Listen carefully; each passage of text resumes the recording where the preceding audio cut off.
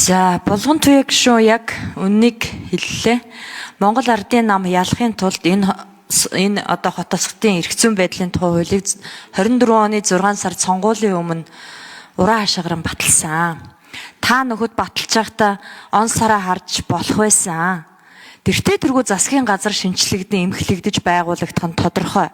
Дараа нь орон нутгийн сонгуул ямар юмных нь 14 хот мот байгуулад нутгийнхын заагийг тогтоогоод ерөнхий төлөвлөгөөг нь хийгээ тийм юм байхгүй штэ. Хөдөө орон нутаг очисон тойрогтой очил за хэдүүлээ өстө хот болох гэж байна. Гоё хүү хаа намайг сонгоорой биднийг сонгоорой. Манай нам мална. Ингээл сонгосон штэ.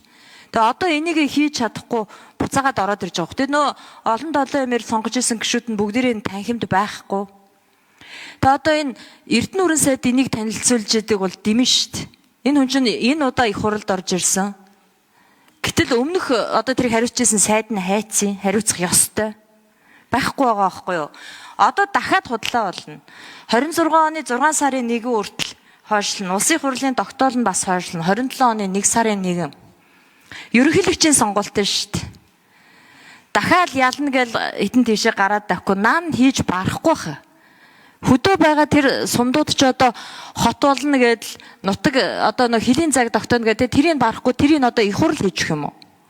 Тэгж ойлголоо би сая. Бид нар одоо метрээр явах уу? Эсвэл засаг даргатай нь очиж тохиролцох юм уу? Шижир гишүүний хэлдгээр яг үндэ хариуцлагын тогтолцоо огт байхгүй.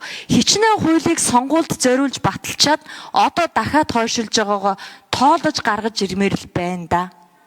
Тухайн үед одоо ялахын төлөө сонин юм сэжижсэн нөхдүүд энэ хариуцлага хүлээх ёстой шүү. За булган туяа дарга зөв хэлж шүү. Бид нар батлахтаа он сарыг харах ёстой байжээ гэж.